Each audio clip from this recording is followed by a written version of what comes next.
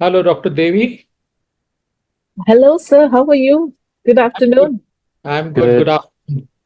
good afternoon, Dr. Agrawal and Dr. Vora. My pleasure to meet you, and thank you for the invitation.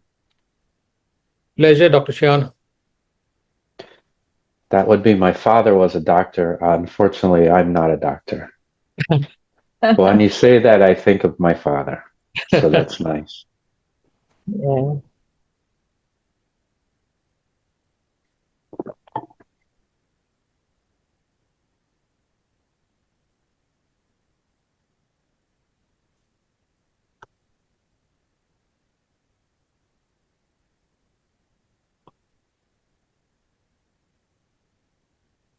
So Ria, is Sarika joining? Yes, ma'am. She's joining in 2 minutes. Okay.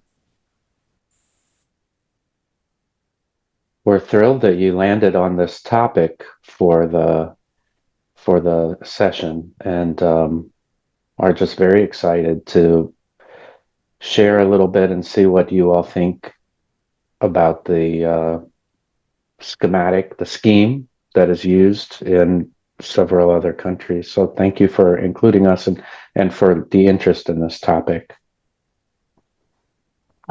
Yes. In fact, this is a very new topic for us as well.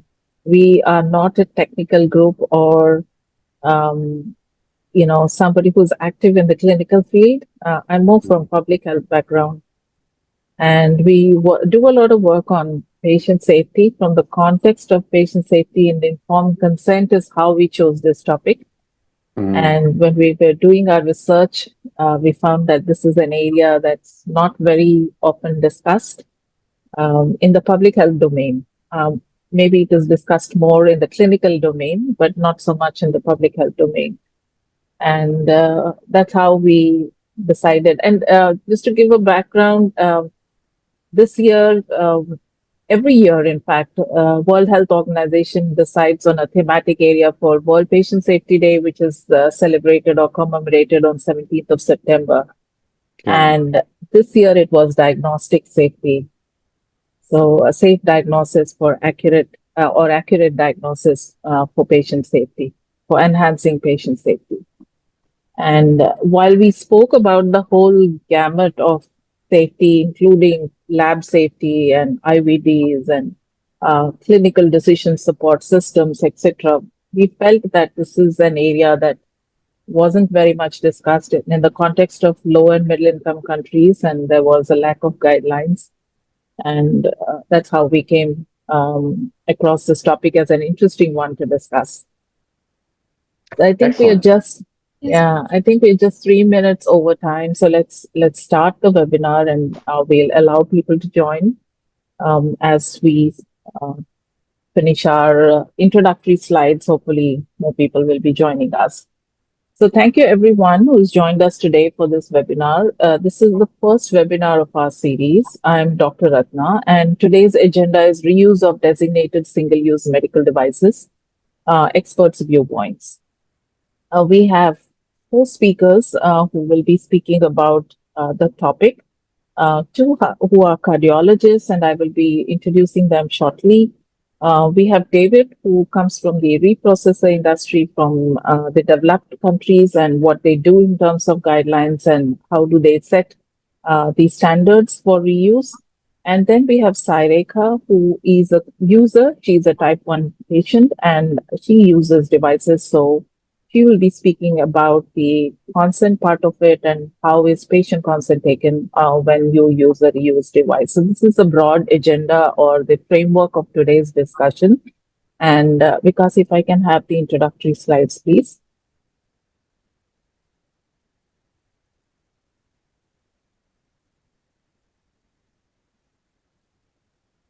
So this is a little bit about myself. I'm a public health physician and over 3 decades of experience. I've worked in several organizations before I started my journey in patient advocacy about a decade back in 2015 to be exact, and worked as the chair of International Alliance of Patient Organizations. This is a UK-based charity that represents the patient voice and also is in an official status with the World Health Organization. I'm also the founding board member and trustee of the Asia Pacific Alliance of Rare Disease Organizations and the CEO of Dakshima Health, which is the current organization organizing this webinar. As a patient advocate, I have also authored several peer-reviewed papers on patient journey mapping, inclusive healthcare, and quality and safety. And I'm a patient advocate with lived experience and feel that the inclusion of patient voice in all levels of healthcare, including regulation, research, and safety, is a prerequisite to achieve optimal health outcomes. Can I go to the next slide, please? So if I can reduce the size, okay. Dr. Narayanan has unfortunately not been able to join us today. He has had a death in the family and had to travel at short notice. But I will still introduce him because he did send us his slides and he was very enthusiastic about joining this webinar. We hope to have a recorded version later that we will add to today's recording and be able to hear his expert opinion as well. His main area of interest is cardiac arrhythmias, cardiac pacing, and heart failure. He's a cardiologist by profession and has served as a member of the subcommittee on publications and writing of Asia Pacific Heart Rhythm Society and as a member of 3 international guideline committees with the Heart Rhythm Society and European Heart Rhythm Association in the last 4 years. Next slide, please.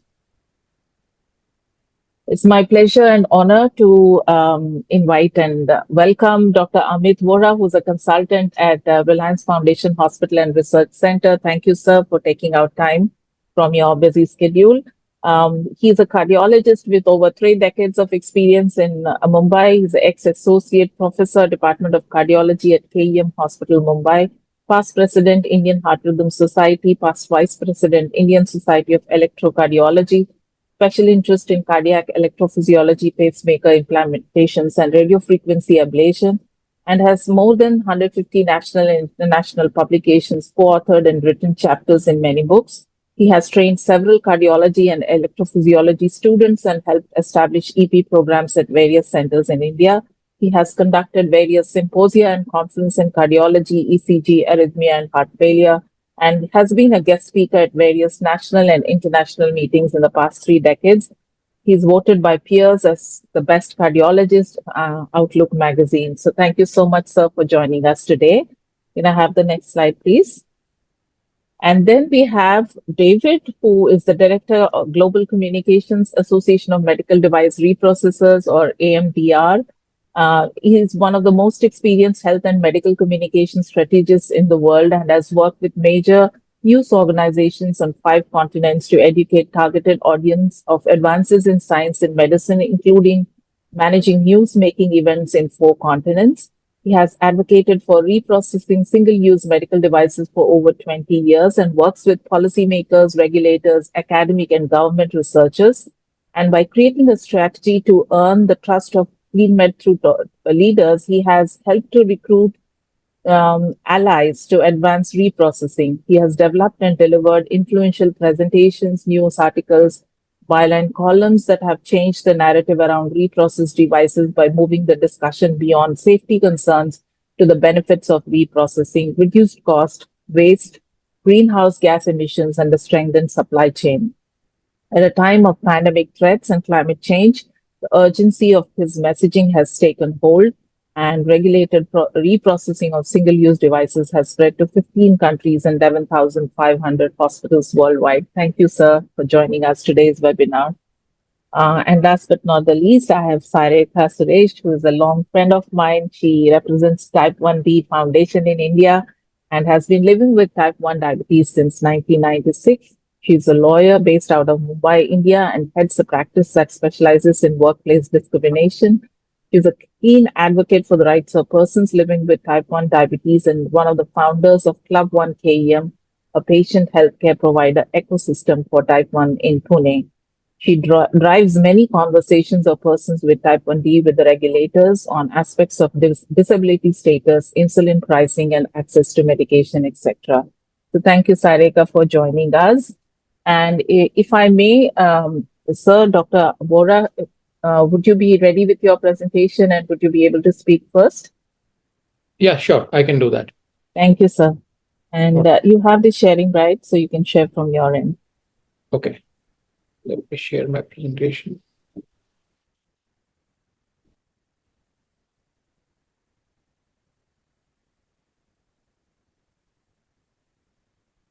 First of all, thank you very much for giving this invite. And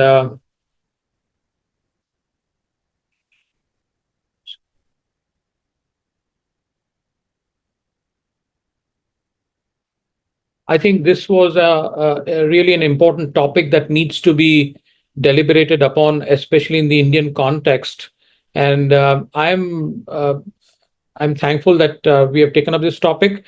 And I'm also apologizing upfront that I have kind of my presentation is going to be my take on this subject, having had some of research and publication done in this area. I have my own viewpoints, and which I would be sharing. So I think as far as reuse and repurposing of single-use devices are concerned, we need to be very clear about the rationale, and there are paradoxes in this single-use medical devices. Obviously, there are risks involved in reuse of these devices. We need to understand what the developed world has been doing, uh, especially in cardiology. What are the items we reuse? There are various catheters which have a lumen.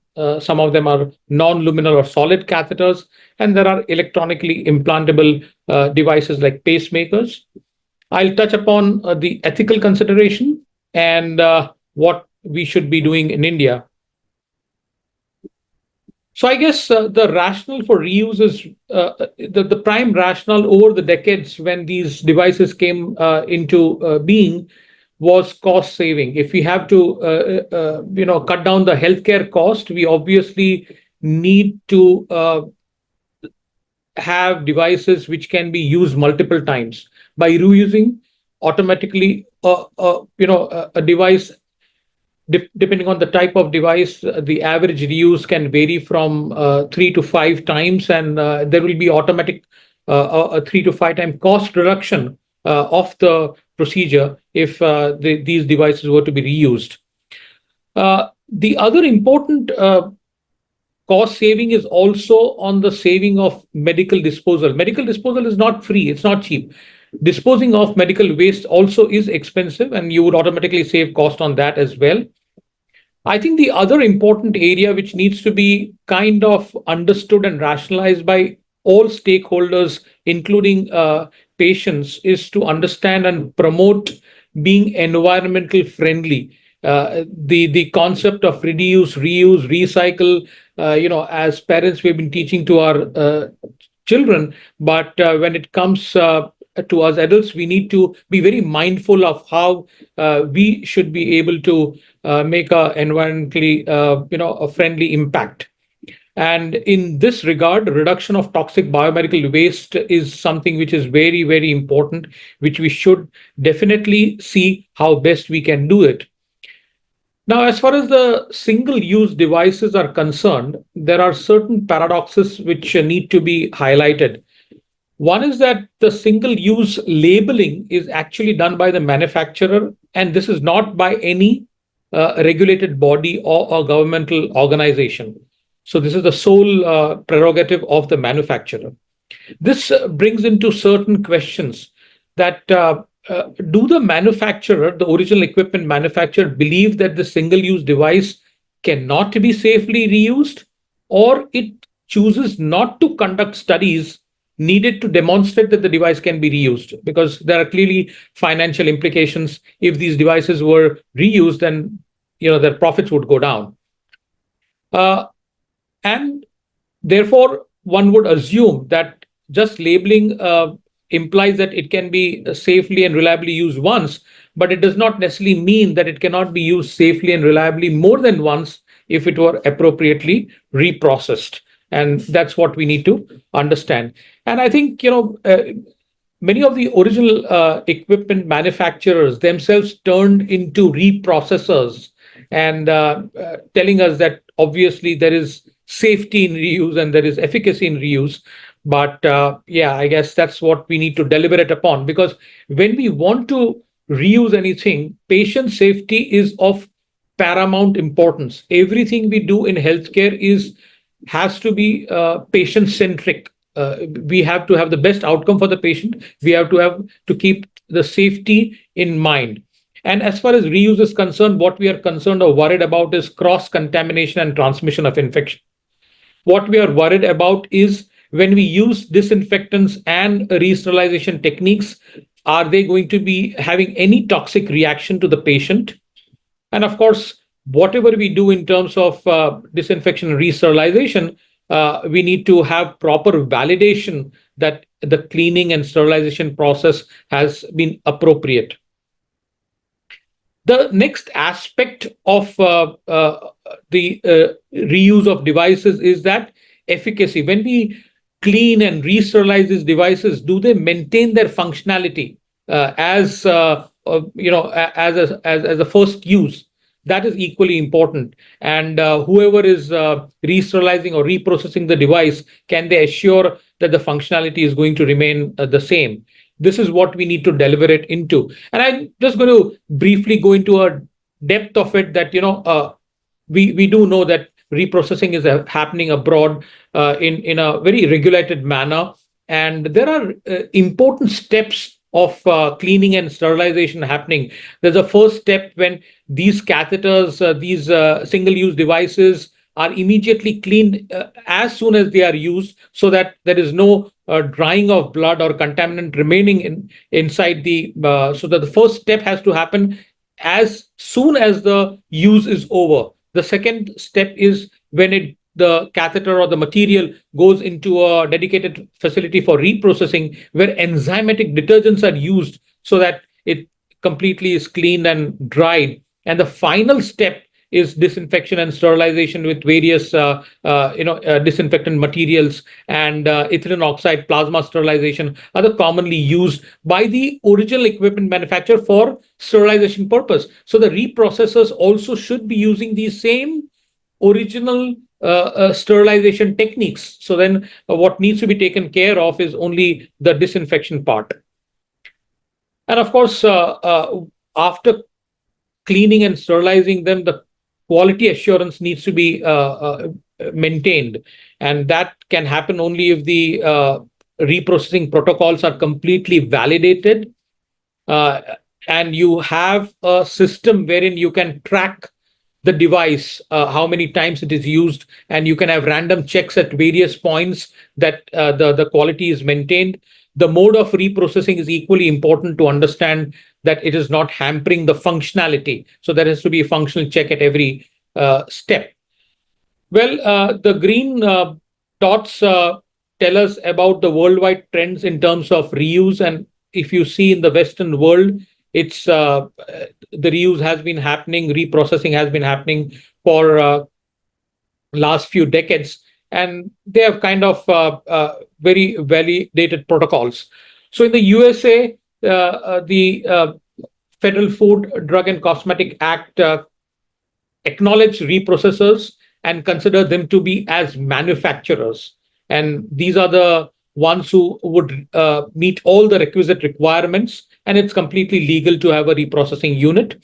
And the CDC endorses the viewpoint that reprocessing of single-use devices does not pose a risk to patients. If we look outside the US, we realize that 25% of hospitals in Canada, 10 to 30% in Europe, they have these hospitals do reuse the devices. In Germany, it's been done in a regulated manner. In Africa and Asia, I think it's very, very common. Unfortunately, there is no proper documentation, so we would not probably have the exact figures, but the reuse is very common because of the lower socioeconomic strata. And to be able to deliver equitable healthcare even to the needy and the poor, even if they can't afford these expensive single-use medical devices. And I think the hospitals are often accredited by various, third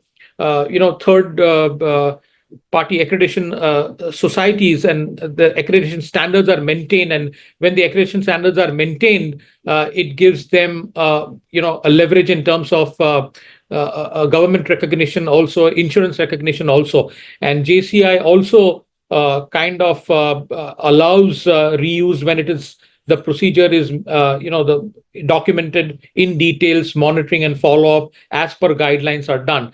So I think reprocessing is a reality, is what we understand. I'll focus primarily on reuse of single-use devices in cardiology sector, being a cardiologist. And this is the area, this is a sector which tends to use single-use devices very, very often. So the kind of medical devices we use are in cardiac catheterization laboratories. They are catheters which may have a lumen. They may be catheters which do not have any lumen. They are solid catheters. And then there are these implantable electronic devices like the pacemakers and stuff like that. So in luminal catheters, these are the ones which are used for angiography, angioplasty in patients with coronary artery disease, which is rampant world over and much more happening in the Asian countries and India, especially many younger people suffering from coronary artery disease. Now, ensuring cleaning and disinfection of a small lumen catheter is often difficult. So we understand that these luminal catheters pose a more challenge in terms of cleaning, and therefore there's always a question mark whether the cleaning is happening properly or no. And when you want to clean them and re-sterilize them, ensuring their structural integrity also becomes a problem. So luminal catheters are becoming a challenge. And in fact, if I were to quote one of the WHO kind of recommendations in terms of these medical devices, it clearly states that reusable devices with small lumens should not be reprocessed and reused. That's their take on the subject. Now, in the Indian context, in many of the Asian countries, the reuse is continuing to happen amongst luminal catheters also. And we clearly understand the problems associated with it. And therefore, we need to have proper guidance that what can be reused, what cannot be reused. There are certain large bore lumen catheters which can be more easily cleaned and re-sterilized, but small bore lumen are difficult and therefore should not probably be reused. And obviously, all this reuse is happening to cut down the cost. So many of these coronary catheters, the cost over the years have come down. And when the cost has come down, there probably is not so much of a need to reuse them to cut down the cost any further. I think what is important is that the solid or the non-luminal catheters, and these are the used in primarily the electrophysiological procedures, they are the ones which are very easy to re-sterilize.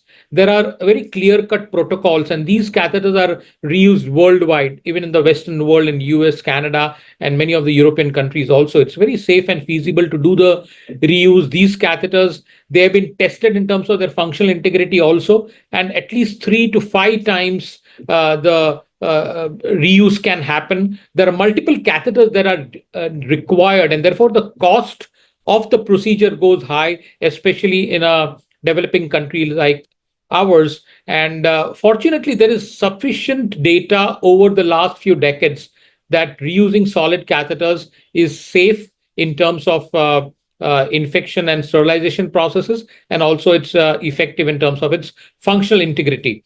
And just to emphasize that these electrophysiology procedures are, they are remarkable in terms of curing the patient. So most of the cardiovascular procedures are palliative, but this is a curative procedure and therefore has a lasting impact. Unfortunately, these catheters are all manufactured outside India. They are all imported, so they have a high cost burden. We use 3 to 4 catheters. Now, if we were not to reuse these catheters, there would be an additional burden to the cost of the procedure, which would go beyond the means of most Indian patients. And therefore, it's very important that we continue to use this, reuse these catheters, which are very safe to do that. The cardiac electronic implantable devices are the pacemakers and defibrillators. Now, they are prohibitively expensive. They are life-saving devices. They can prevent sudden death. But the cost of these devices in the Indian context can vary from 2 lakh to 8 lakhs. And this is a very high cost for vast majority of our patients. And, the need for these pacemakers is rising dramatically over the years. So these devices can be, when a patient expires, can be explanted, it can be re-sterilized and disinfected, re-sterilized, and the integrity of the device can be checked and then can be reused. So that's how these devices can be reused in patients who can't afford it. And world over, there has been a lot many patients who have benefited, especially in the Asian and African countries, with these kind of devices. And precious lives are saved when these devices, which were not available otherwise, the patient would have succumbed to their illness. And now these devices, reused devices, are used, and their lives are saved. There are different categories of these devices.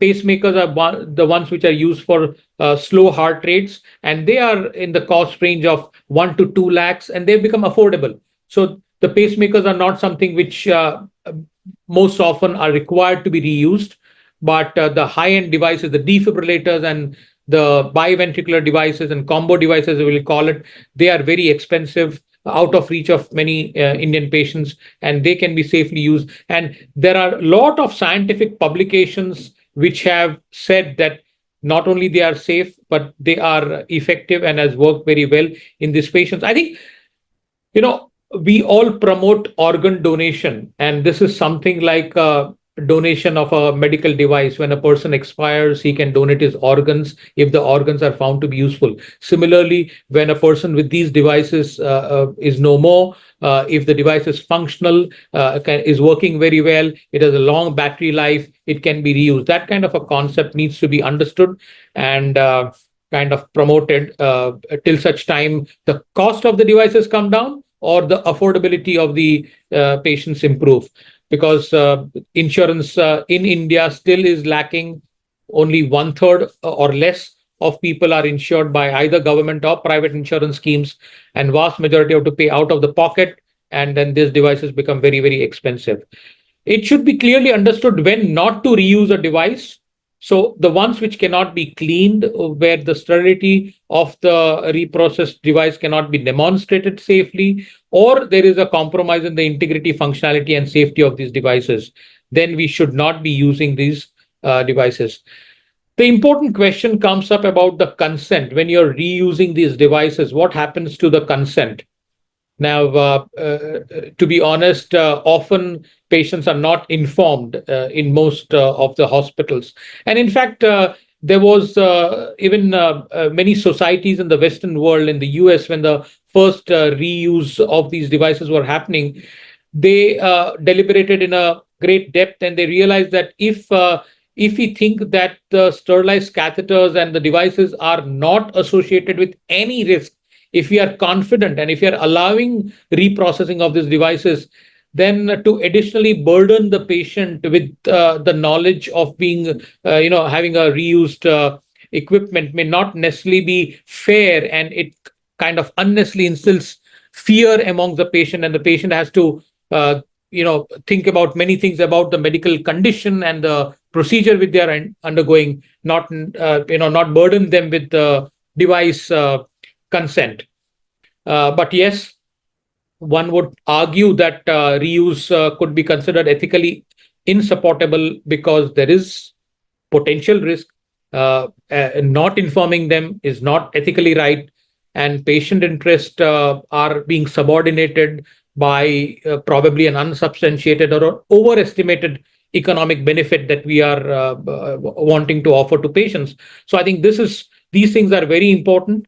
And I think another important aspect is actually billing to the patient.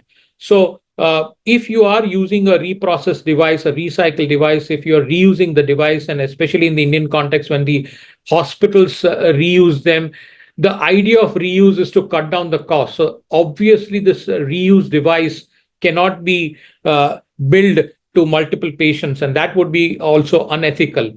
So I think it is fair to say that the if patient should be informed if they directly ask about the hospital's policy regarding reprocessed catheters. When the physician is taking consent, I think it kind of is relegated to the physician to include this also as a part of the discussion in the consent taking. And if the patient objects to reuse, then obviously he has a right to use the new equipment. But in the Indian context, the extra charge will be obviously then borne by the patient. And there are a lot of problems because many of the procedures are available as packages. So the cost goes beyond the package cost. Everything is billed as actuals, and then the insurance becomes a problem. And this might be again an out-of-pocket payment by the patient himself.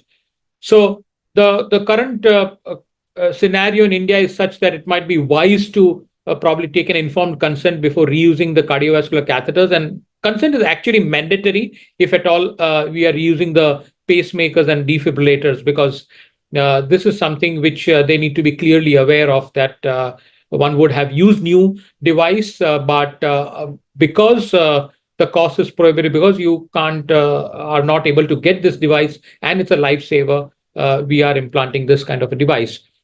I think important is what steps India can take, and unfortunately, one must admit that there are no. It's a kind of a free for all, or everybody is in the on their own. There is no clear guidelines from government and on any other statutory body.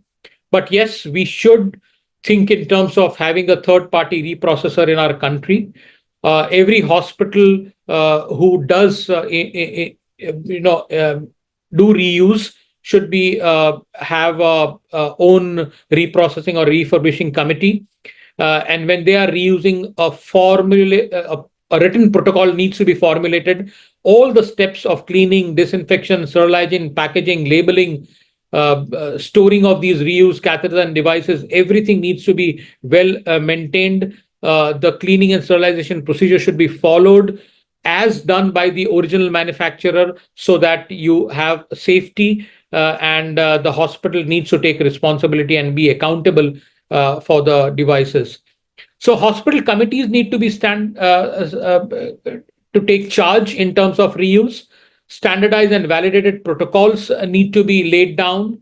We need to kind of come to a conclusion that what are the items that can be reprocessed, what cannot be reprocessed, how many times you recommend to reuse these devices, exact process of reprocessing, validating the effectiveness of reprocessing, checking the structural and mechanical integrity, and having an ability to track these devices so that adverse event can be recorded. A constant review and audit should be there, and there has to be a regulatory or an accrediting body who can oversight or have surprise checks on this. So I would say that in hospital or third party processing units should be encouraged and regulated in India.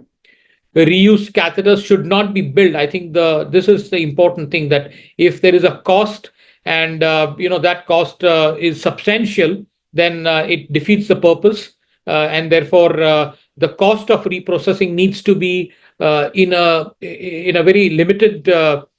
It should have a very limited cost, that the cost burden does not increase. Otherwise, it's clearly pointless.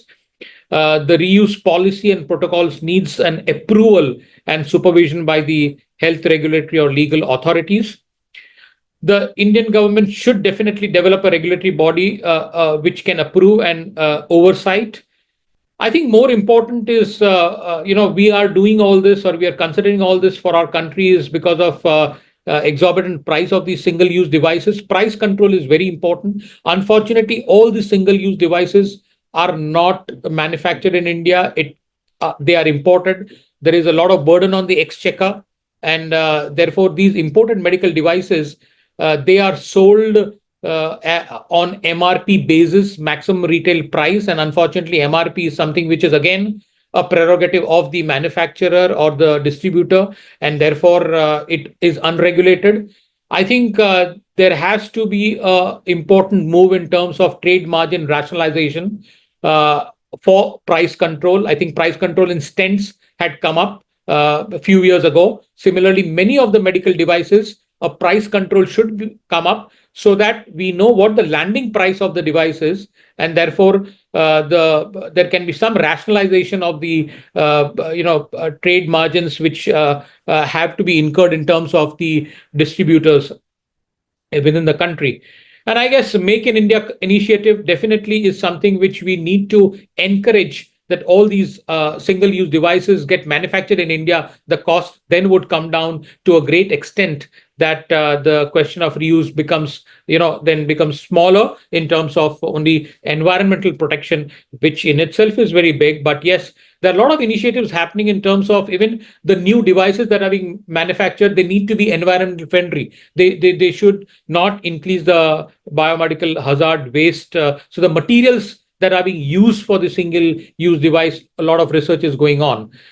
And I think I will sum up that the legal stance. I won't go into the details, but currently, lot of reuse is happening. And what would be the judicial take if this happens? I think this matter is sub judice, because the court case is already going on. But yes, the in absence of any proper guideline, the prevailing practice, which is done by most people in the country, can be taken as the practicing norm in that country. But we need to also take into consideration government reimbursement schemes. The government reimbursement schemes kind of presupposes that reuse is being done, and that's how they have a fixed amount. And therefore, this also should be considered. I think what should we as doctors and hospitals do in the interim till the Indian scenario becomes more regulated is, I would say, as far as non-luminal catheters, this personal view of mine, is safe to continue to reuse. CIDs are safe to reuse. We need to have a separate consent for the reuse from patients. We should not be charging or billing separately for these reuse devices. And we need to ensure and document the process of re-sterilizations and get our hospital accredited by bodies which can also validate the protocols that are being used for reuse. I will conclude here. Thank you very much for your patient listening. Thank you, sir. That was a very comprehensive presentation and many interesting facts that you have highlighted. And before I invite David for his presentation, I just had a couple of very quick questions. You did mention that the single use is designated by the manufacturer and not by the regulator. Over the last few years, there has been a lot of activity from the regulator in terms of changing the acts, as well as bringing in multi-stakeholder perspectives in bringing in regulatory protocols. So in your opinion, when we are talking about regulatory norms or guidelines for reuse of devices, if you go to FDA or EMA, there are a list of devices. And these lists are very strongly monitored so that the clinicians know which ones are the ones that are really approved and which ones are not. We do not have a similar list in the context of our country, though we have very active physician associations working in this particular area. So what is the reason for delay, and how do you think we can speed up the process to at least get a list of devices that can be reused and maybe published in physician association websites or the government website, so that at least patients are aware that these are the devices that you need to ask questions for, because the device, the canvas of devices is very large, and everything under the sun from a needle to a cardiac catheter is reused. So how do I know as a patient what is approved for reuse and what is not approved for reuse? I think this is the precise question which we need the government to look into. And so all the in the last few years, when earlier it was all Drugs and Cosmetics Act, where all the devices were kind of binned, and now there has been a good move of separating all the devices and categorizing these devices into grade A, B, C, D, depending on the level of importance of these devices. But nowhere as yet there has been any mention about reuse or reprocessing in the governmental website. And therefore, individual hospitals and individual doctors, they are left on their own about what do they think. And that's where the fear factor also is there. And therefore, some of the hospitals have taken it to have a no reuse policy. Some of the doctors don't wish to get into any legal kind of tangle. But we need to understand that this reprocessing is something which is done worldwide. It's just a question that we need to implement very safe and effective techniques for reuse. Once we are assured of this, then it can be done. So I think the government needs to take that initiative, which I guess it's probably burdened with many things, but it seems to be moving the right direction. But the next agenda on their list has to be in terms of reuse and reprocess of single-use medical devices, because only if the brainstorming happens with all stakeholders, then can we conclude that in our country, for our country, which are the devices which are to be considered for reuse, which should not be considered for reuse based on the cost implication and the Indian cost implications, Indian patient cost implications. And then we need to go to the next step as to how to make it safe in terms of what are the sterilization techniques. The protocols need to be laid down. It needs to be completely, I think there is a lot of ready-made material available in the Western world when they are reprocessing. And those of us who are at the hospitals and those who are reusing, they are often accredited by NABH or JIC, and they are helpful in terms of seeing that the individual hospitalization valid sterilization techniques are appropriate, and they are allowing us to do this. So I think if there had been a governmental kind of approval to this, or governmental stand on this, that would be definitely very helpful. So I think engaging with the governmental bodies is the key. So the national list of the essential medicines, the NPPA Act, whatever they bring in, we need to engage with them to be able to brainstorm in this sector. Thank you, sir. Just one last question. You mentioned NABH and JCI, and both of these are voluntary, and usually it's the large hospitals that take up this accreditation because of the costs and the procedural, complexities that are involved.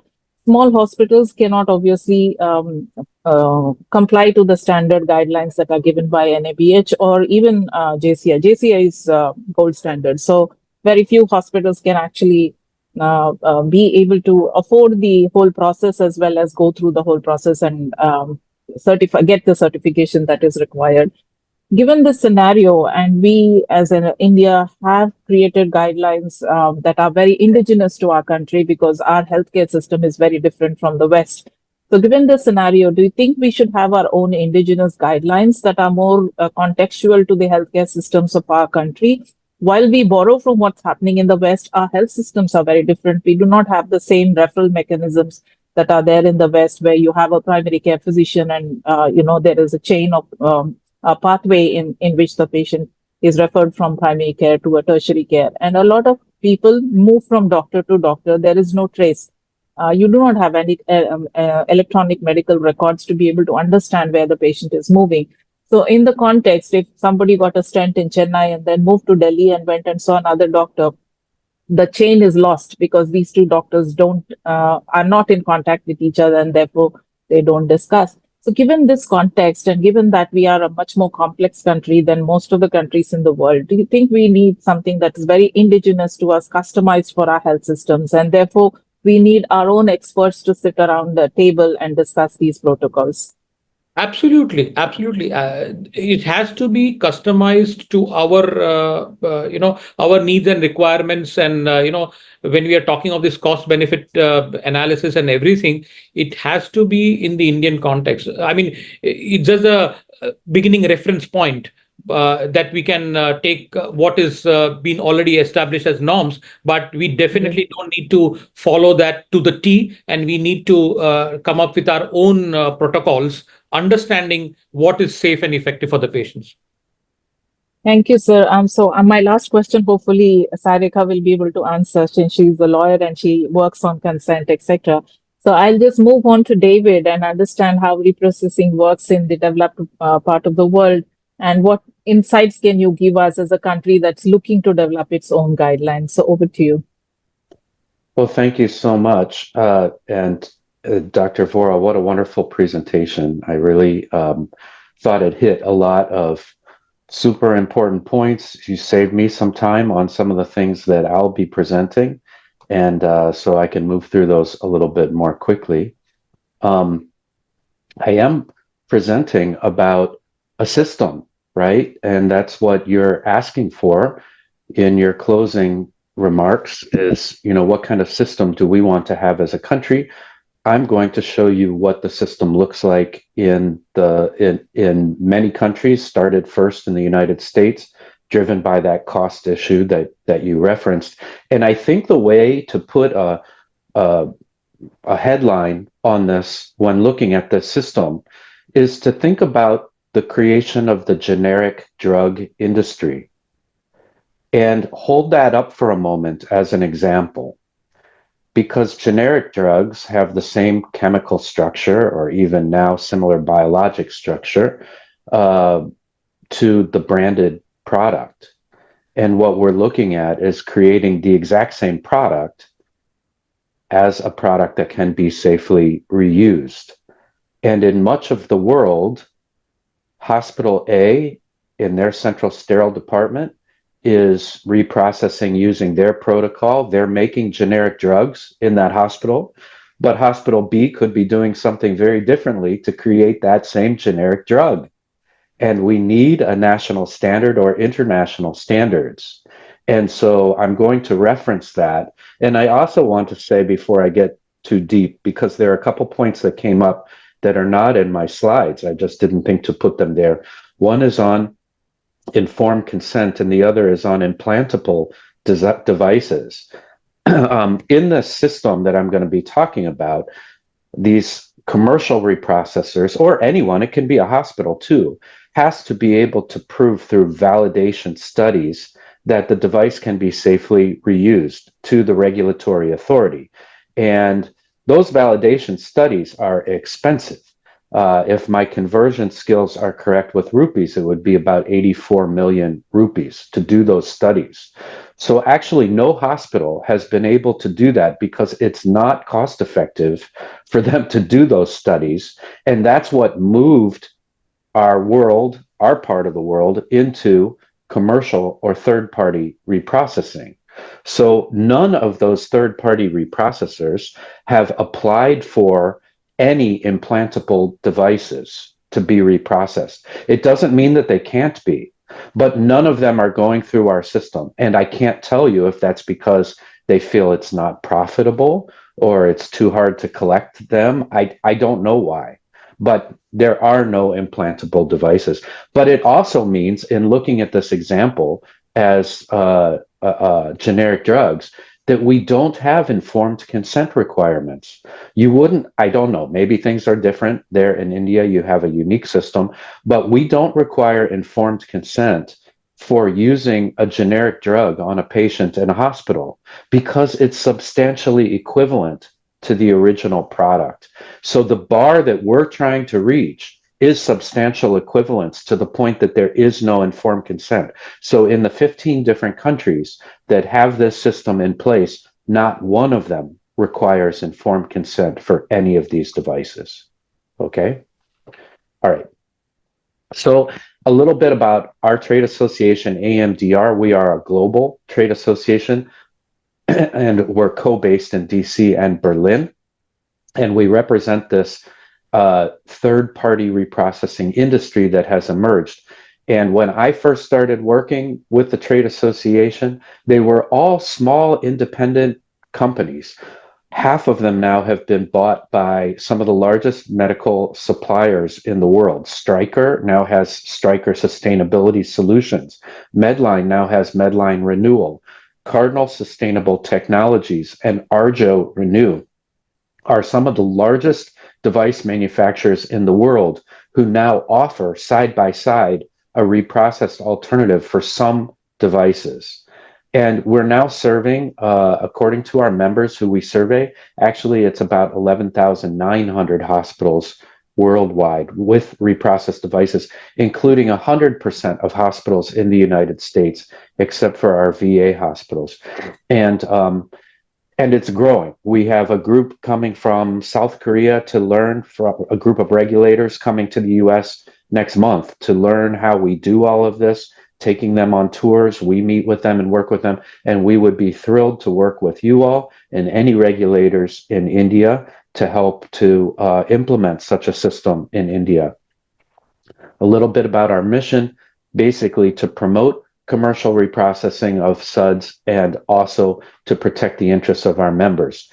And this has been our mission for over 20 years. We formed as part of the negotiations with the FDA and with the US Congress to figure out a safe and effective system for reprocessing. So we were founded in 1999. Our members are fully regulated the exact same way that the original equipment manufacturers are regulated, to the same standards. Our members get surprise visits to make sure that no corners are being cut, and that regulation scheme has worked well. It's a $580 million industry so far, and we're in 15 countries. So we see as Dr. Vora's map of the world showed, in Africa, Asia, Central America, and South America, particular confusion because reprocessing is still being done in the central sterile department, and the standards are different from one hospital to another. I presented in Mexico City last year, and people said, well, we have a WhatsApp group where the central sterile folks from different hospitals are talking with each other. How do you reprocess this device? How do we reprocess that? There has to be a better way. Okay, there has to be a better way. And you did a lot of my heavy lifting on what the single-use label means. It is actually chosen by the manufacturer, not a regulatory requirement. When we saw 20 years ago, when the reprocessing field came into play, a lot of labels suddenly got switched from reusable to single-use to try to stop the reprocessing of these devices. And we saw devices sold as reusable in one country, and the identical device was sold as single-use in another. Some places cleaning instructions were included, some weren't. Clearly, OEMs are, in some cases, using this as a way to protect against profit loss. So there is a financial incentive by OEMs to avoid reprocessing. And there was a wonderful independent report. The General Accounting Office, GAO, is an independent branch of the US government. And in 2008, they conducted an exhaustive study and said as much as what Dr. Vora said, that the label rests with the manufacturer and that manufacturers choose whether or not to do these validation studies. Why should they spend $1 million or 84 million rupees to study whether a single-use device could be reprocessed when they make a lot of money off of selling a unique device each and every time, a virgin device? So that was a major finding. So that's how the commercial reprocessing industry started. Just going to adjust my screen a little bit here if I can. Okay. And I think I've covered this. So looking at the FDA regulation, which was the first in the world, we have strict regulation. Reprocessors are treated as manufacturers, regulated as manufacturers. They must meet all the manufacturing requirements, plus additional data and labeling requirements. And reprocessors must submit to FDA data that exceeds the requirements for original manufacturers. Not only data, but the safety standards and the sterilization standards are identical or more strict for the reprocessed devices. So there we go. So here is a ribbon cutting at one of our member facilities for Medline Renewal.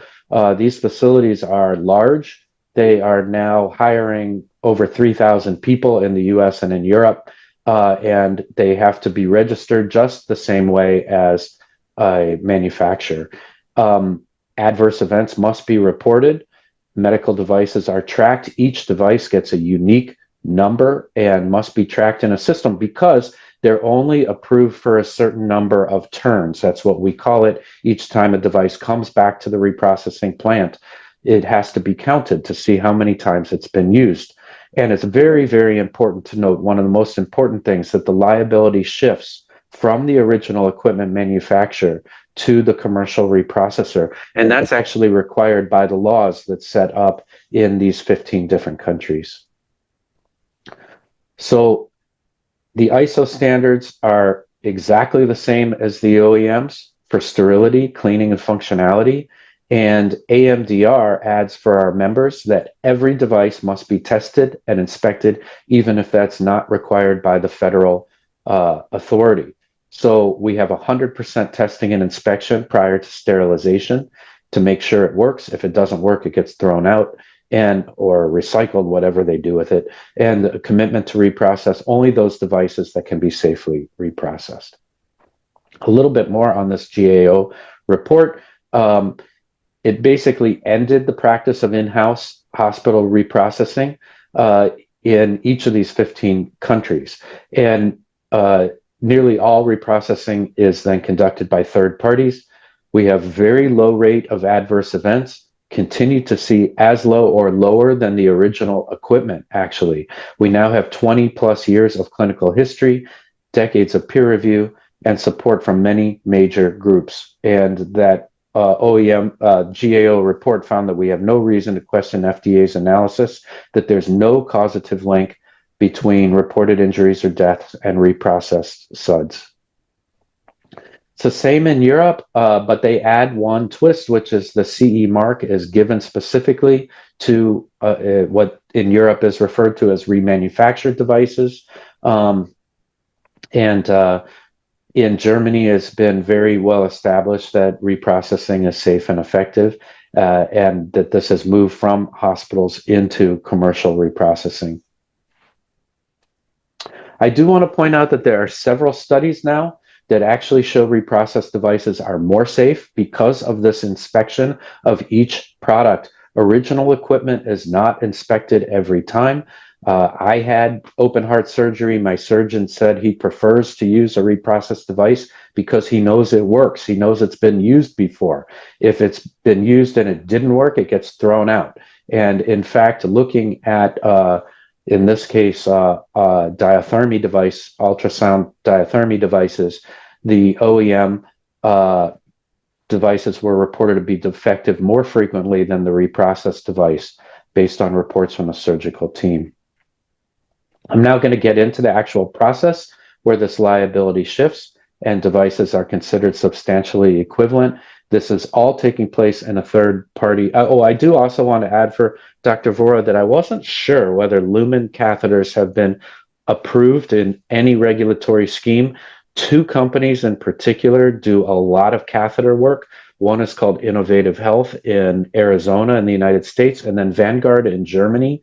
You can look at the products that they offer. I did not currently see lumen caths available, but I feel like lumen catheters have a regulatory approval for reprocessing from one of those two companies.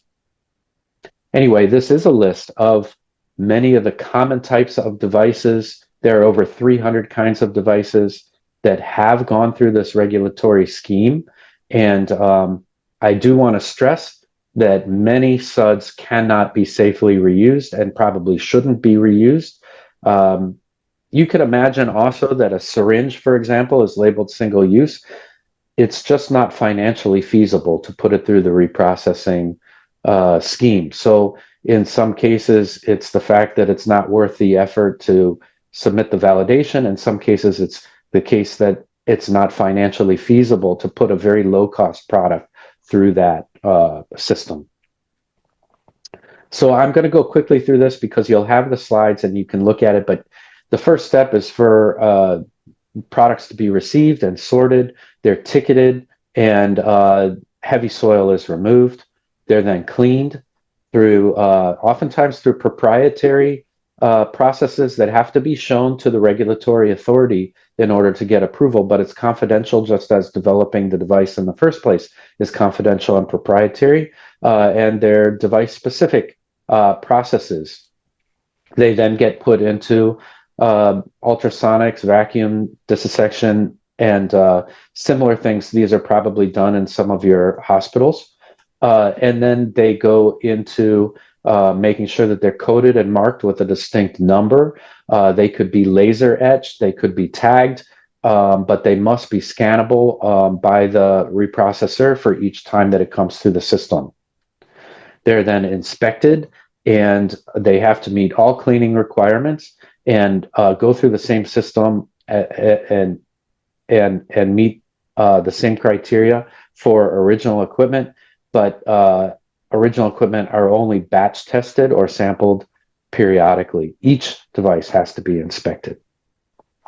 They then go through function testing, as I mentioned, and packaging for sterilization, particularly for the invasive devices, obviously have to be sterilized. They must meet the same ISO standards, AMI standards that virgin devices are required to meet. If a virgin device uses ETO, then the reprocessed device also uses ETO. We know this to be a fact because Stryker, for instance, Cardinal are our members. They offer the virgin device. They also offer the reprocessed device. They literally put them through the same ETO system. Then they go through final inspection. They have a 72-hour quarantine before they're sent back out to hospitals for reuse. Repeat the map here, but this gives also the distinction of the year that the reprocessing regulatory scheme was put into place, in these countries. And some of the dots on Dr. Vora's map where it was showing that there's regulation, showing that there's reprocessing, might have included in-house reprocessing, I noticed. South America, for instance, I'm not aware of any regulatory schemes there yet. However, we're having discussions and working on it as we welcome and have an open hand to work with you all and with your colleagues in regulatory positions. So these are some of the organizations that we work with on a regular basis as AMDR to help set standards for our members. And in Europe, taking a closer look there, the medical device regulation was passed in 2017. And what I would say there is that countries have to opt in to decide to use reprocessed devices. That was the way that it was left. Member states have to opt in. And here's a map. It changes regularly right now. So I've taken a little pen and made some countries green, but the green countries are the ones that allow the use of regulated reprocessed single-use devices. We have on our website under resources a link to a document. It's a sign-up page and we'll send you the free document, but I sent it to Dr. Devi of the current, we call it our Bible of global standards and regulation for reprocessing. So everything is in one place. You can see how each country regulates reprocessing, and that's free and something you can easily access. I do want to spend a couple of minutes digging deeper into the environmental benefits. We know the health sector is incredibly a sinkhole for greenhouse gas emissions. Hospitals themselves create 4.4% of all greenhouse gas emissions worldwide. We're particularly wasteful in the United States at 8.5%. And a study was done and published in Health Affairs that shows that in the United States alone, we lose 388,000 years of life because of the greenhouse gas emissions that are coming from our hospitals. So hospitals themselves are making people sick.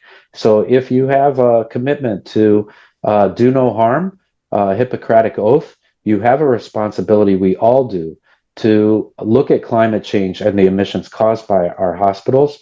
82% in the US and similar numbers in Europe and worldwide, we know, come from the supply chain in terms of the percentage of greenhouse gas emissions. It's the things that are brought into hospitals, and single-use devices in particular are wasteful and problematic. I'll get more into that. But you may have seen similar looking pyramids to this, that the best thing we can do environmentally in our homes and elsewhere is reduce what we buy, what we take out of the earth, and then reuse is the next best thing. In terms of a general paradigm for the demands it puts on our environment, and then reprocess is the third best thing we can do. But recycling, you'll see, is down the list because you have to actually take something apart, throw some things out, maybe melt down metals that creates toxins in the air. So recycling is better perhaps than doing nothing, but reprocessing is far superior. One article looked specifically at the carbon footprint of a atrial fib catheter and found an incredible amount of CO2 equivalent. One procedure for using an AF catheter is equivalent to 700,000 kilometers of a car ride every single day, and that catheter can be reprocessed. So life cycle assessments are the gold standard for how we study environmental impact when comparing A to B. And these are 8 studies that were peer-reviewed and looking at reprocessed devices compared through this rubric, through the system that I'm referring to, compared to using a virgin device every single time. And on average, we're seeing a 44% reduction in CO2 emissions from using a reprocessed device. And the National Health System in the UK did its own study and found that a substantial amount of tons of CO2 could be removed by using reprocessed devices. We have a calculator as well as a free resource on our website that allows anyone to look at different devices and see how much emissions they'll remove. We are seeing emission reduction as a huge driver. When I started working on this, we might get 4 articles a year if I'm doing my job and I'm lucky, talking about reprocessing and the benefits of reprocessing. Now we see 4 articles a week on reprocessing and the benefits of reprocessing. So the world has moved pretty aggressively into carbon reduction through reprocessing based on that argument. Here are our members. I do also want to share, while cost reduction was the initial driver, and it's very important, will always be our primary driver, and you've got environmental benefits, as Dr. Vora mentioned. When you look at these devices as assets that hospitals invest in, you're also thinking about what happened during COVID. And in much of the world, we had supply chain issues. I don't know how India was impacted with supply chain issues in hospitals. But if you keep these devices in a circular economy system, more of a closed loop system, then you are able to strengthen your supply chain as well as an added benefit. Okay, so here are our members. And we just wanted to share with you that federal regulations create a safe and fair marketplace. Reprocessing plants and products are inspected and verified.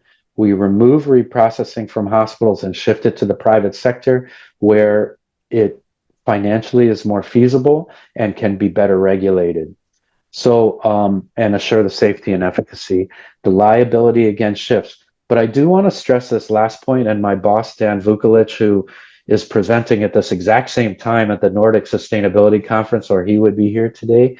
He asked that I share with you in particular that countries can harmonize or confirm with US or EU standards, even short of having your own regulatory capabilities to supervise such a change to this process. So there are countries that say if it's lawfully marketed in the US or EU as a reprocessed device, it can also be used as a reprocessed device in India as well, for example. And that takes a lot of the burden out of the regulatory system until that can be established within and bring in a domestic reprocessor, for example, or have one of our members set up in India as a reprocessor.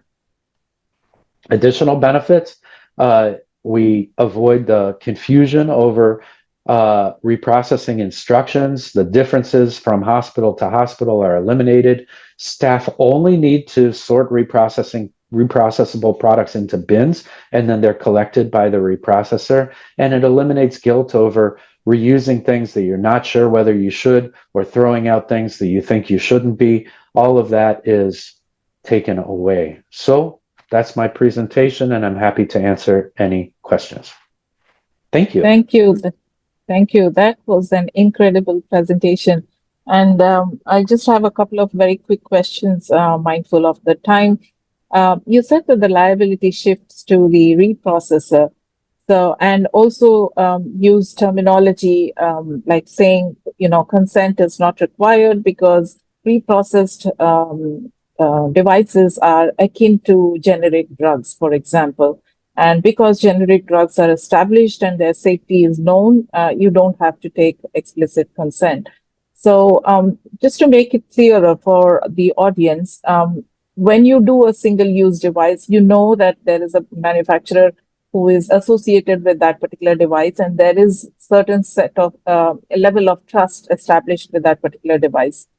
So when you say that the liability shifts to the reprocessor, are we saying that all devices in that particular category are sort of looked at with the same view and the same weightage, or they still are associated with the original manufacturer, only they are reused products?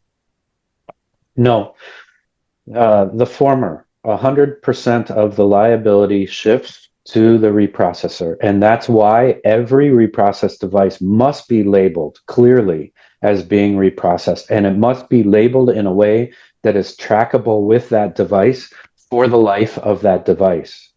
There are stabilizing cuffs, for example, or transfer mats. I don't know if you use transfer mats in India or not, but different devices that can only be reprocessed maybe 6 times or 8 times. That's what the reprocessor has applied for. That's what their validation studies show. And it's incredibly important that it be counted, because if it's used 10 times instead of 6 times, that's a big problem, right? The Velcro might not work. The mat might develop a leak or something like that. That liability is all on the reprocessor, 100%. Thank you. And about harmonization, we see that happening more and more in the pharmaceutical industry, where if there are drugs approved by a particular regulatory authority, then it is considered safe to use in other countries without having, say, clinical trials, for example. Would the same principle work for reprocessed devices as well when you talk of harmonization? So how does, if India were to say that, yes, this is EMA approved or FDA approved, and we would like to use this as a designated reprocessed device in the context of our country, how would that work? Would we require localized data to be able to use it, or it can just be extrapolated to the safety norms that are there in any of those established economies? Imagine the situation in the EU for a moment, with however many member states there are, 22 or something like that. If each of those 22 countries required individual validation studies submitted and identical regulatory authorities that are duplicating the efforts of the other countries, why? It's just making a lot of work, right? So, Spain, for example, or Germany, there's one centralized regulatory authority. If it's approved by that regulatory authority, it's approved by the domestic member, is automatically approved. All India would need to do is basically say, why are we different than any of these other countries? If it's good enough for the EU or for the FDA, then it's good enough for us. If the government wanted to have, France, for example, they had some people that were extremely skeptical of the whole commercial reprocessing paradigm. So they've decided to have a pilot study and take a 3-year evaluation of whether it's safe and effective. India could do something like that prior to, moving in fully to rubber stamp, if you will, or harmonize, I guess is a better word, what is done in the other countries. But, that's up to India to decide. Thank you. Thank you, David. That was really comprehensive, and I'm happy that you woke up this early to make this presentation. So really grateful for that, and thank you so much. My pleasure. Thank you. I think there was another question in the chat. We answer? Are these validation studies equivalent to clinical studies? I think clinical trials. To clinical trials. What they are equivalent to what manufacturers have to submit for brand new devices. If that is an implantable device, then I'm quite sure they have to go through human clinical studies to do that. But we don't do any implantable devices. And maybe that's the reason, because those studies would be even more expensive, right? The validation studies are equivalent to the OEM studies for brand new devices. And if that's your definition of clinical study, I'm not quite sure. Yeah. Okay, thank you so much. And I'd like to move over to Saireka now, who will speak about ethical considerations and informed consent. And as a person who is from the legal background and a consumer of device herself, who better than herself to be able to, speak on this topic. So over to you, Saireka. Thank you so much, and good evening. This has been such a wonderful, session. Dr. Vora, I've been listening to you, David. Such incredible insights. So I think when we come down to the patient's voice, I guess the patient is usually the person in the pyramid with the least amount of information and the maximum amount of feelings, which is probably why, Dr. Ratna, you clearly identified that the patient voice is the voice that has the maximum ethical considerations. When we talk about SUD reuse, right? I mean, it seems so counterintuitive as to you say a single-use device and then you're talking about reuse. So if you look at it historically also, in the 1950s, mid-20th century, all devices were reusable because they were usually made out of glass or rubber or metal. And the whole complications around, reusing a device wasn't really a question at that point in time. Then we started layering industrialization. There were more polymers that started getting involved in the manufacture. There were, interesting different kinds of metals which were different reactive patterns. Then we come into the 70s and the 80s where we worried about, say, HIV. And then we move into, the early 21st century where multiple drug-resistant bacteria seems to be like, something that's terrifying in today's day and age. So, of course, a case for a single-use device is stronger than ever before, which is also why if we're looking at the numbers, we're looking at a $1.3 billion industry worldwide for reuse of single-use device. Because again, while it's there, it's also expensive. So quickly getting into who reuses this, because typically using hospitals and healthcare facilities, particularly in developing countries like ours, where we have, limited resource settings, which makes it very difficult to replace, which is why, we are the primary market for reuse of single-use devices. We're also looking at, of course, third-party reprocessors who are industries. David, we're talking about countries like yours, the United States, where, you have authorized reprocessors like you who clean, test, and sterilize for safe reuse. We're also looking at smaller demographics like veterinary clinics. Okay, I want to say my dog's my kid, so I am concerned for, a reuse of a medical device there as well. We're also then talking about a very smaller, lesser looked at sector like a research setting where, cost is again a huge concern. And therefore, this is also a space where SUDs tend to be reused. So why you reuse? I think Dr. Vora, you did such a fantastic job. So I'm not going to sort of talk a little bit more. But yes, of course, the cost conversation is always there. We're talking about reducing, making medical treatment so much cheaper. We're also in the reality of limited access to medical supplies. So a lot of countries don't manufacture even the SUD to start with. So we're talking about a lot of dependency. And even though India has such a huge manufacturing sector, a lot of our boxes, even the ones I use, come from Mexico or China.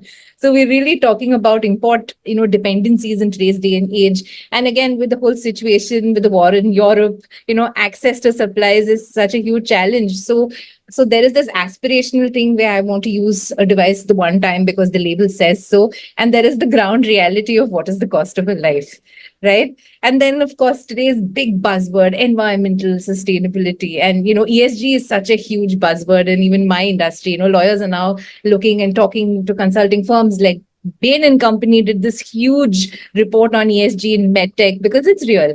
We're talking about reduction of medical waste. We're talking about investment in, sustainable futures. So this is also a conversation where reuse finds itself, featuring quite a fair bit. And then again, we're talking about emergency situations when we're talking about an import dependency, or even, let's say, a military setting, or we're talking about a rural setting where there is an emergency situation, but you may not access a medical device and therefore you may be constrained to reuse it. So then again, you have this decision to take as to what is the value of a life versus, do you really want to wait for a first world privilege of, being able to look at a device as a single use aspect. And then again, why reuse happens is also right now why it's really happening, which is the regulatory loophole around it, right? There's no lack of regulation. There's no watchdog really sitting and looking at why this is happening. So yeah, this is why we are talking about reuse today. So of course, we know the risks. We know we're talking about infection control. We're talking about compromised device integrity, should that happen at all, right? Where with all best intentions, a device doesn't function as intended when you're using it. And here is the label that says, hey, I told you this is a single-use device, right? And then you can do all your clinical studies where you say in vanilla settings, this works 8 times. But hey, there is always this risk associated with it. And we're also talking about a healthcare provider who were to take a call for practical reasons to reuse a device, looking at regulatory violations. So this is, of course, the larger conversation today. So yes, we are sitting with ethical dilemmas in, single-use device reuse, right? So again, what are they? Let's talk about the biggest elephant in the room: patient safety versus cost savings, right?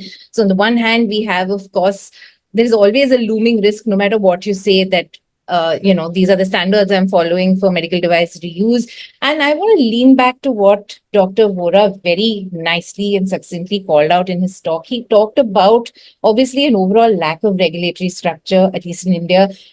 And I think what was very, very scary and very true about what you said, Dr. Vora, and maybe to some extent you echoed this as well, David, was a lack of clarity on what really can or cannot be, reused in a particular setting. And like David, you said, it's so disparate in different jurisdictions. Like some countries are all right with certain things being reused, and some countries say, no, this is totally a single-use product.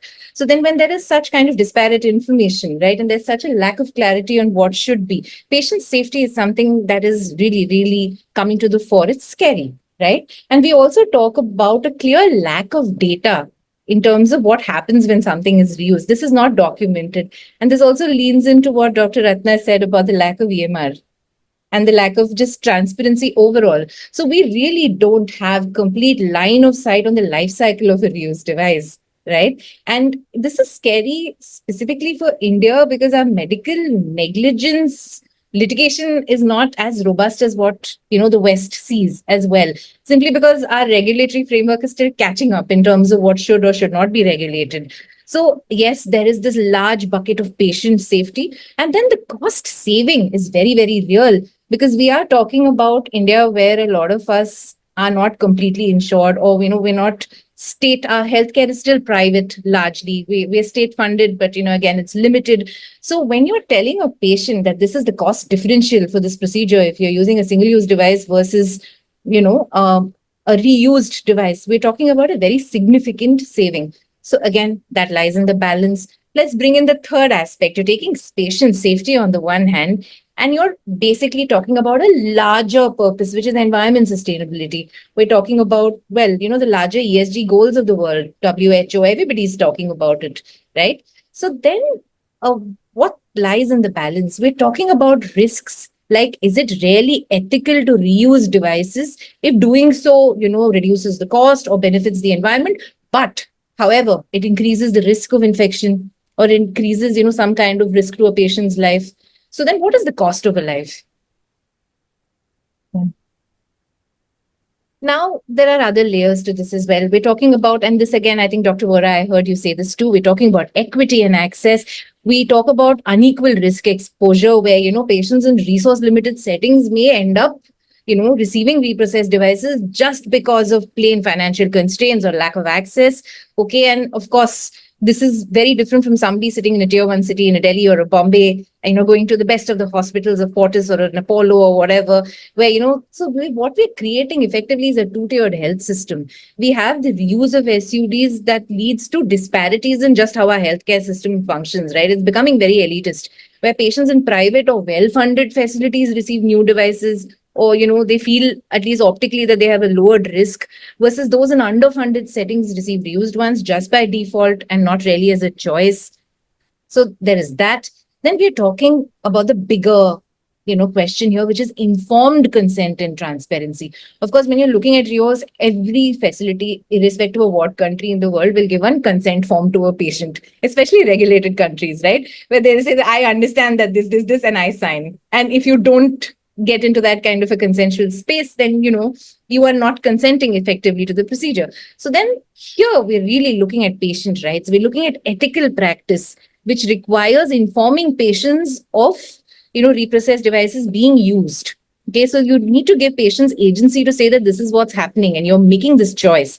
So in some instances, if a hospital were to bypass that and actually use an SUD, and I think this happened in Maharashtra in 2018, it was a huge thing where 7 hospitals in Bombay, and Dr. Vora, leaning into what you said also about the matter that's sub judice in Aurangabad, right?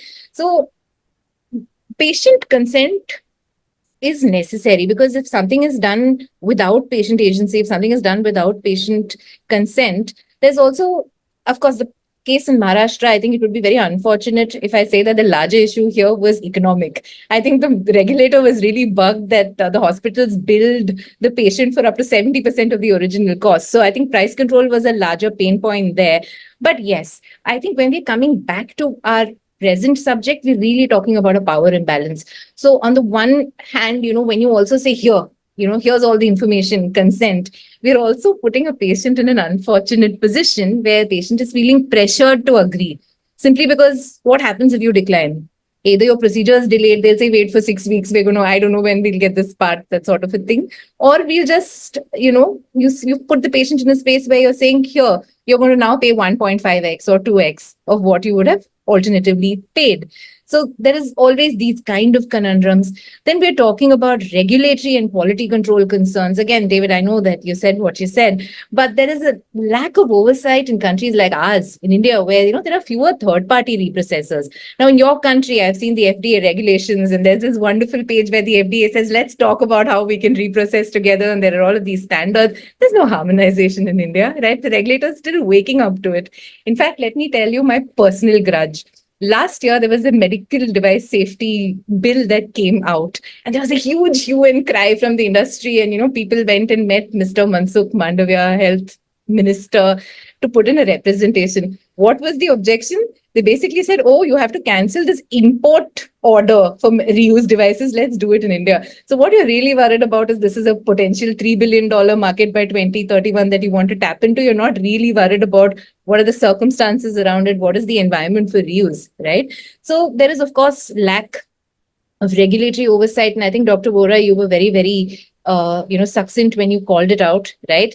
And then, of course, what's currently happening is we don't have the reprocessor segment in the industry as widely developed as the West. We have hospitals doing their own thing in their backyards, right? When you're talking about reuse. And that's scarier. I mean, I would much rather trust an industry reprocessor because, there are standards, there are ISO standards, there are at least some kind. Here, there's no line of sight, right? We're talking about, again, now I said standards, I say harmonization. Now, when we turn back to the Indian regulator and say, okay, harmonize, come up with standards, is it even fair to ask developing countries to adopt the same stringent standards for device reuse as we're having in US and Europe? Does it make sense for India?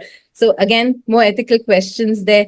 And then, I really want to call out the erosion of trust that's currently happening in a lack of consent environment. When patients were to discover that SUDs were actually reused without their knowledge, it completely takes away the trust from the provider. The provider may have made that call knowing fully well that there is data points to support that this can be used up to 3 or 4 or 6 times.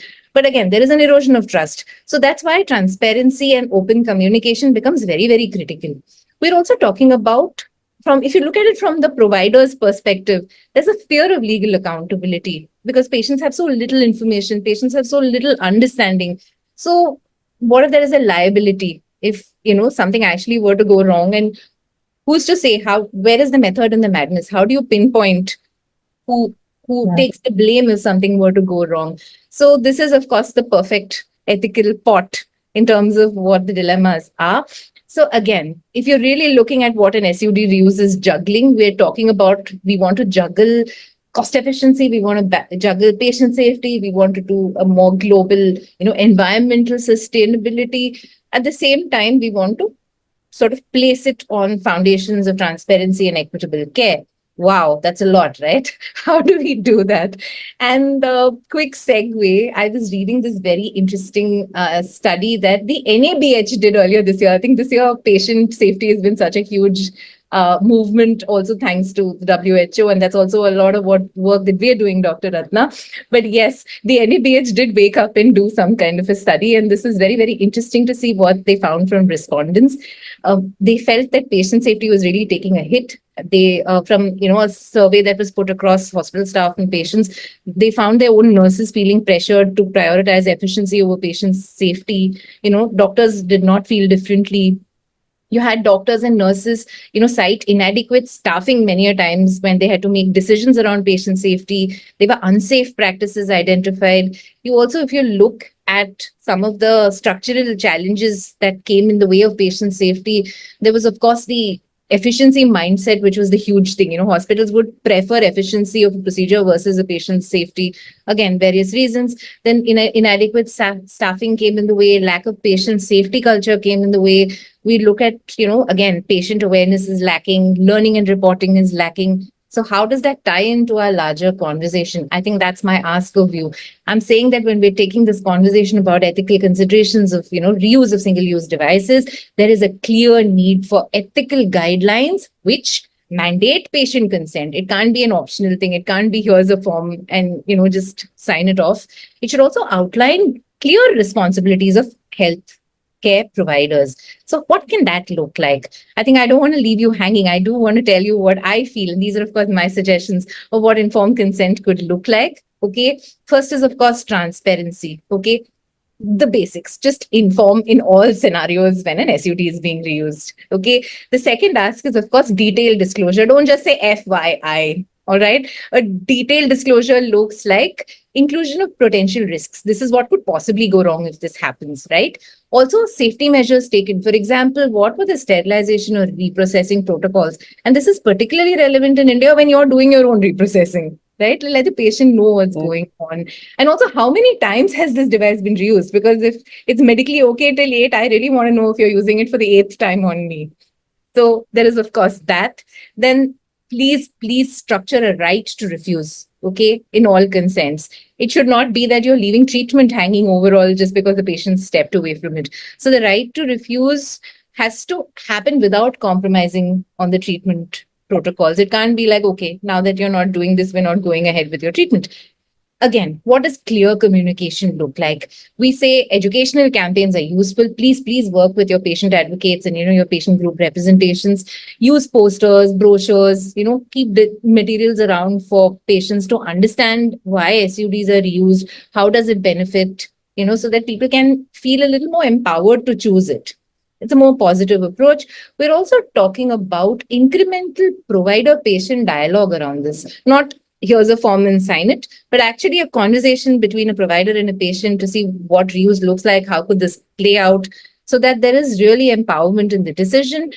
This is important, and I know, Dr. Vora, you mentioned it too, but some kind of quality assurance transparency will be helpful. Audit records, specifically. If hospitals were to maintain it, it would be very, very comforting for patients to offer consent if, this were to be around.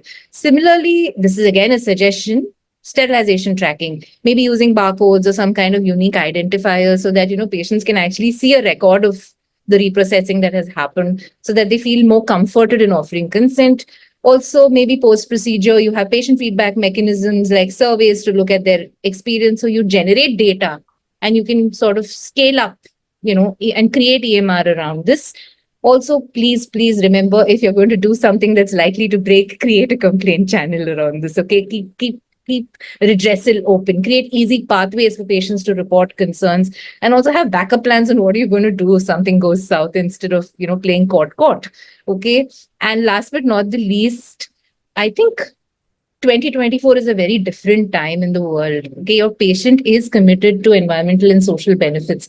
So communication around this is going to be something that goes a long way in trust building. Okay, so you must highlight sustainability at the core of what you want to do. And I think that most patients will not look away from cost savings. Okay, especially when they're assured a reasonable methodology of safety. If you were to make audit records available, the cost benefit is something that a patient would willingly choose in a lot of scenarios. Uh, this is also something which I think is very, very important, patient representation. So when you have institutional ethics committees, please ensure as providers that you have patient representations here. Have your patient advocates on committees that review reprocessing policies, because, there's somebody with actually teeth in the game who's wanting to look at these sort of things. I also want you all to consider developing guidelines that require obtaining patient consent before using a device, and not like sort of sneakily bring it into business as usual. So this is what you need to do to have maximum agency. Why are we talking about this? Why is this? This is the thought that I want to leave you all with. See, we there is so much of disparate approach to single use devices being reused across the world. And everywhere we're looking at people looking at each other. So who should make this call? A lot of people, especially the industry, will say the regulator. The regulator is the watchdog, right? The regulator is the person who's looking over this entire provider patient construct. And therefore, the regulator should come up with guidelines, best practices, standards, harmonization. On the other hand, you might say that no, this should happen as a partnership with the provider, because the provider is the person who's a subject matter expert. The doctor knows as to what goes here. There has to be research and this has to be backed, that kind of a rationale. But I would say don't forget to throw the patient in the mix. This is the person whose life truly hangs in the balance. And, this is the person who's truly impacted by anything that could happen. So do make your patients a stakeholder in this conversation. Do structure, patient consent and informed consent at the fore of your policies. And I guess that would definitely form a very sustainable partnership when you're looking at things like, single use devices to be reused in the long. So I think we're at time. So that's my 2 cents into the conversation. And thank you for listening to me. And thank you, Dr. Vora and David. I learned a lot from you today. And Dr. Ratna, you never cease to amaze me. Thank you, Sarika. Very comprehensive as usual, and thank you for holding the flag high for bringing the patient voice into all policy dialogues. So thank you so much for that. There's one question in the Q&A, which I think is meant for David. It says, this is the way to go. So the reuse is the way to go, but how do you adjust for expiry dates of these products? So how do you decide when this reused or a re-sterilized product is no longer usable? That's a good question, and I don't want to mislead by giving an answer that I don't know the answer to. I just don't know. I've never heard that question asked, so I'm happy to find out. But yeah, it's a great question. And which types of devices would have an expiratory date and why? It's not like it's not like it's something you're ingesting like a food or medicine. These are more durable. Yeah, I don't know. I do have a question for Dr. Soresh, but I don't know whether I should ask that or not. Please ask. I think it's a wonderful presentation, and in the paradigm scheme that India has right now, it's understandable for informed consent to be so front and center. But I wonder too if when that same patient goes to the cafeteria in the hospital, do they need informed consent about a fork going in their mouth that was in somebody else's mouth the day before?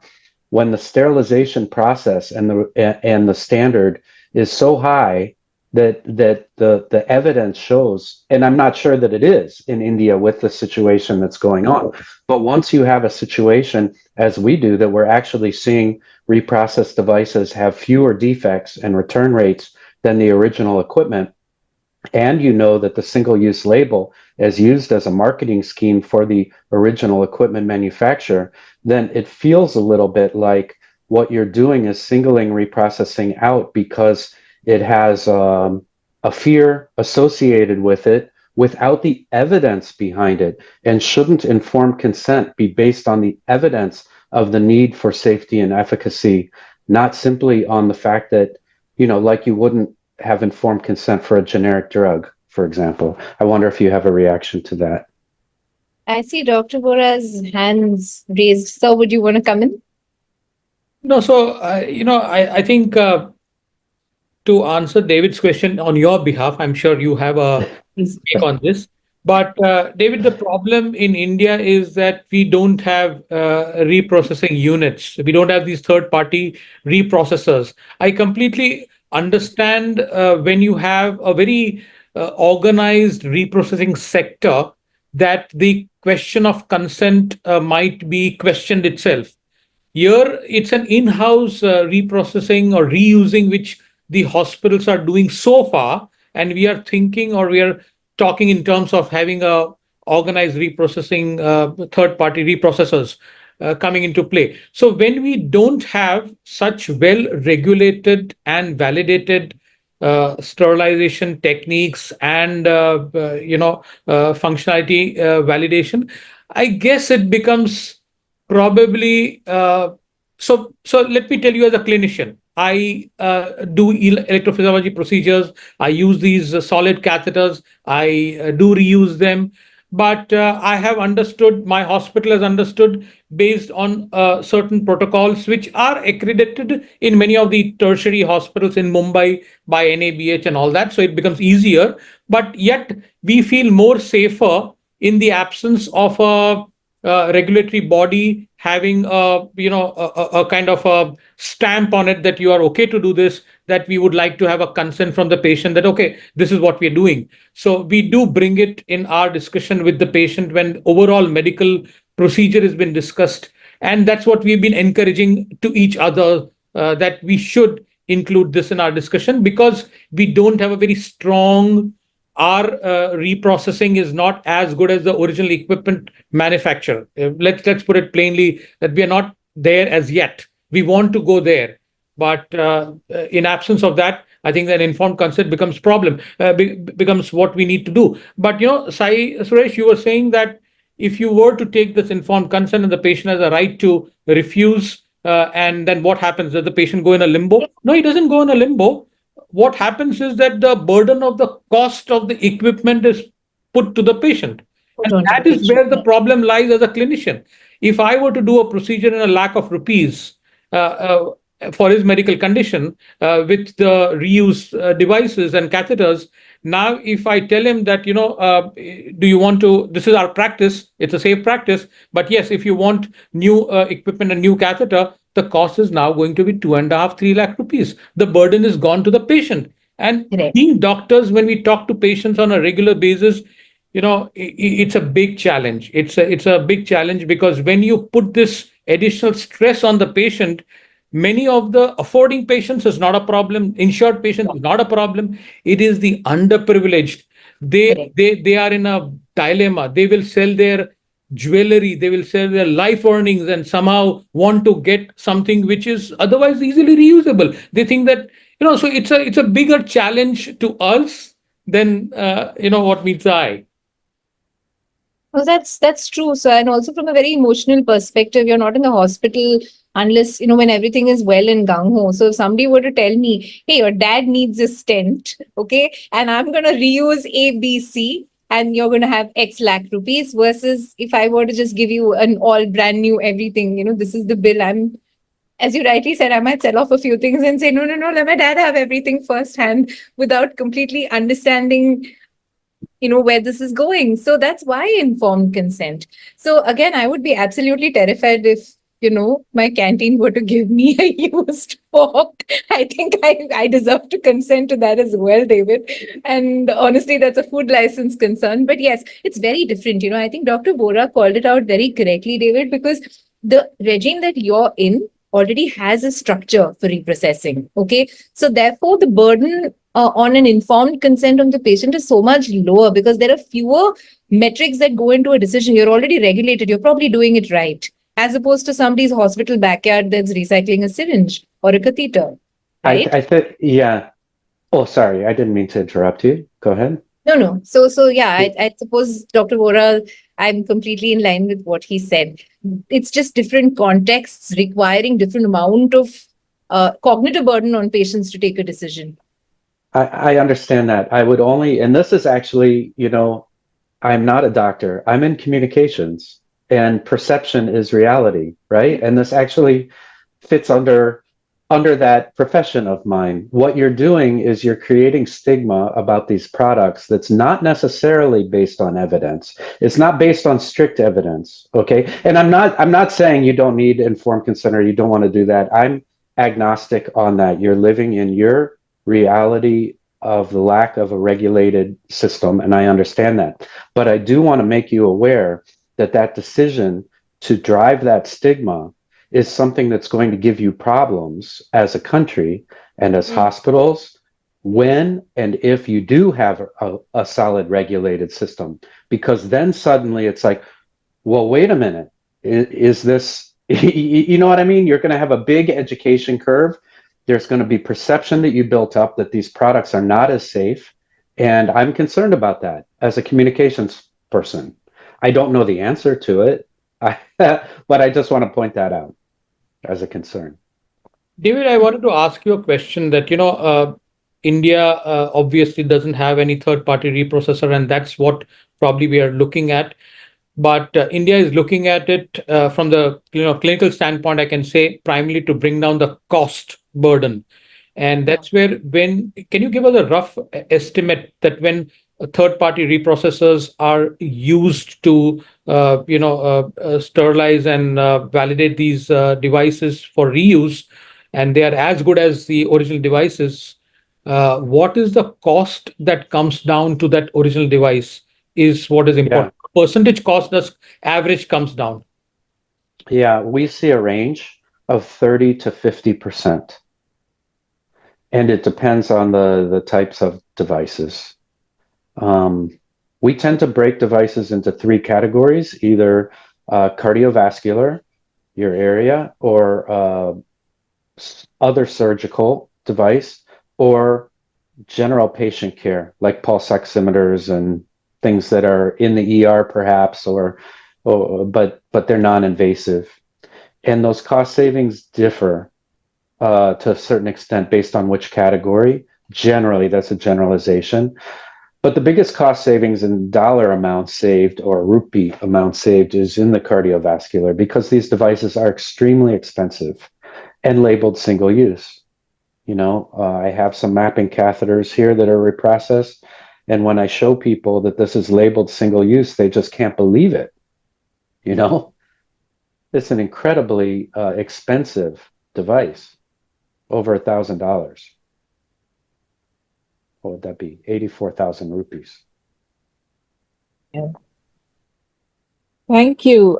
This was a fantastic discussion. When I ventured into this particular area, I had no clue what I would be discussing because it was virgin. I had no idea about what single-use devices were or what was the context behind it. I just knew that we had to start a discussion somewhere because of the lack of a regulatory, environment within the country, and the fact that we do need something. We are going digital. There are more and more devices that are coming into use into daily practice, and we do not have the regulatory oversight to be able to give patients the confidence that is required. So that was the basic context with which we had this first webinar, and it has been an absolute delight listening to all of you.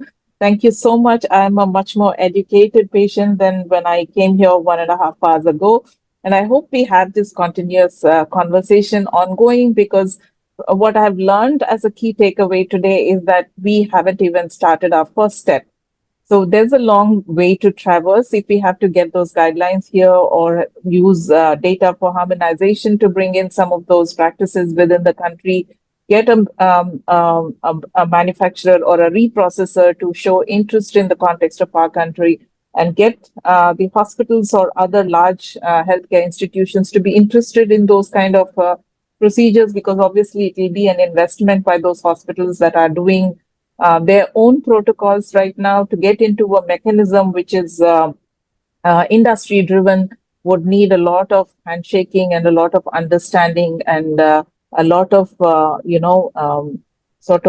collaboration between various institutions. So I hope to have this conversation ongoing, and as we continue to reach out to more stakeholders, I hope that you will stay with us in our journey ahead. And I really thank all of you for presenting your views today. Thank you so much. Have a great rest of the evening. Thank you all. Thank you. Thank you. Thank you. Thank you. Thank you. So, David, have the great rest of the day. Thank you. And please feel free to share my slides with anyone who requests them. Thank you so much. Thank you. Thank you. Thank you, everyone.